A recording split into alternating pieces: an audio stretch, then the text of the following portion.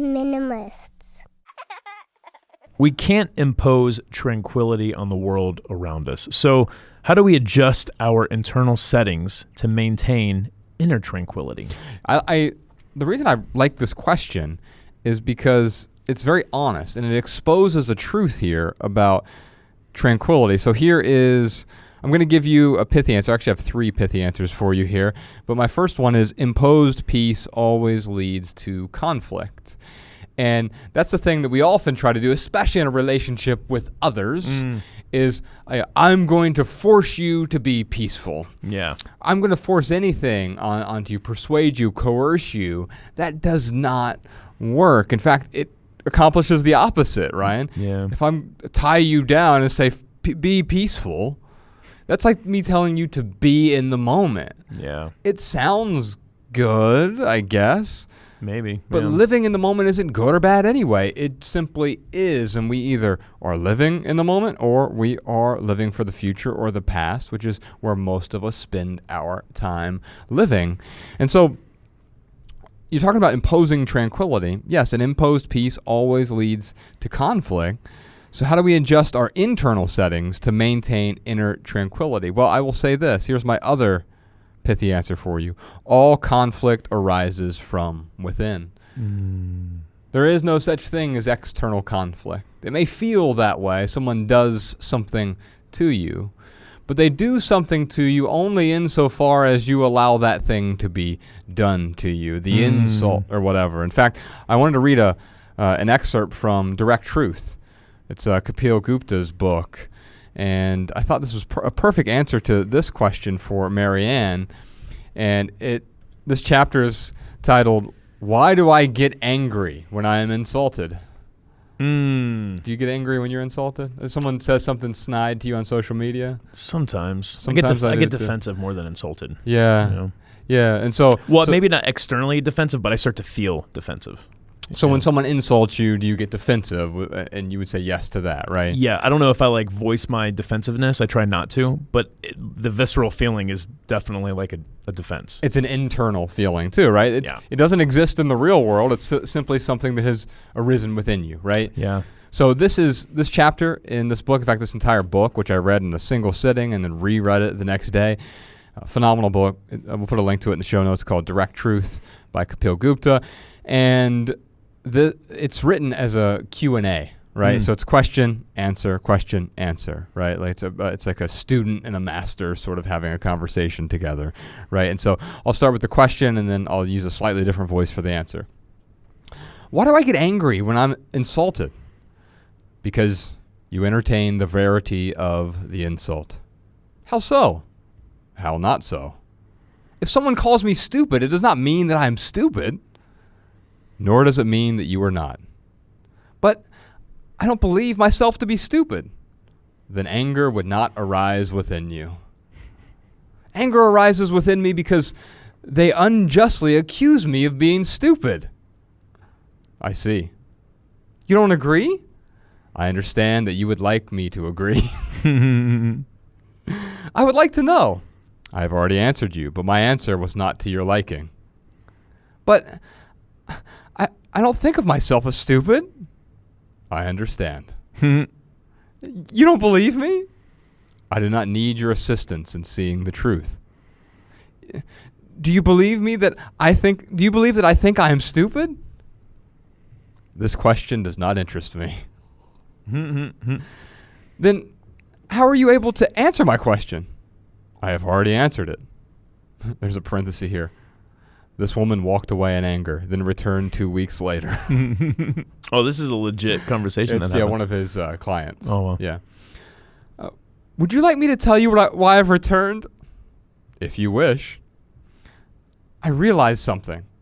I was getting angry about you not believing me when I said I didn't think I was stupid. The fact that this made me angry ironically illustrated the very point that you were trying to make. Am I correct? Yes. I apologize for my foolishness. I am now ready to hear your answer. I have already given you my answer.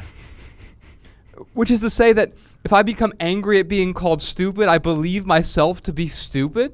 I wonder if you might expand upon this for me. If someone calls you a bird, would you become angry? No. Why not? Because being called a bird is not an insult. Very well. If someone were to call you a bird that was too stupid to flap its wings, would this make you angry? No. Why not? Because it isn't true at all. Yet, when you are called stupid, it makes you angry. Because something within you entertains the possibility that you might, in fact, be stupid. Then something else within you grows irritated by the idea that you might be. This internal conflict manifests itself as anger. I see. So, if not a single iota of a belief about being stupid existed within me, then anger would not arise? That is correct. That's good, man. There's it's funny because and I don't know if that's in what you just read, but there is the truth that when someone calls you stupid and you start to get and I start to get defensive, I'll put it on me. Someone calls you stupid, I start to get defensive. It's for me, it's one or two reasons. It's either a piece of me thinks that maybe I am stupid. And then for some reason, there's another piece of me that feels misunderstood. Yes. In that I'm doing something to make people think that I'm stupid. Right. Which are both in the ego. Uh-huh. But it's interesting how sometimes the defense mechanism comes up out of fear of people believing something that isn't true. Right. It's the bird analogy there, right? Right. Like, why do people think I'm a bird? Yeah. I'm not a bird. If I were to say, Ryan, and I would insult you too by saying, your feathers are the ugliest color. You would just dismiss that. Right. And yet, and I misunderstand you. Mm-hmm. I clearly misunderstand you. I mean, it's a Yeah. fundamental misunderstanding of who and what you are. Yeah. But you're not insulted by that at all. No. Although maybe I take it to a metaphorical sense. What does he mean by feathers?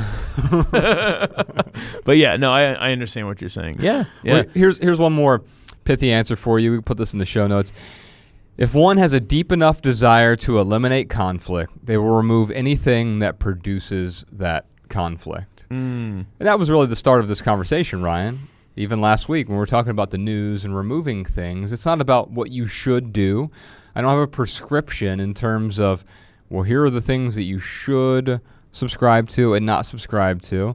It is simply that if there's something that is creating conflict, then, and you have a sincere desire, a deep desire to eliminate conflict, it's not to say you should have a desire to limit. By the way, most people don't have that desire at all. In fact, the opposite is true. Have you been in a relationship before, Ryan, where bickering was sort of the order of the day?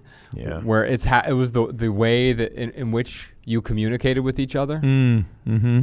Me too. And I realized that in parenting, that was something that I was doing as well. I was bickering with my daughter, and I was creating unnecessary conflict in her and in me, right? Kapil would say all conflict is self-conflict. I just sort of reworked that to say it rises from within. But when I look at that type of conflict that I'm creating, I also realize that if I don't want that conflict, then I should certainly then it makes sense for me to remove anything that is producing the conflict. Right. That's minimalism, right? It started with the stuff.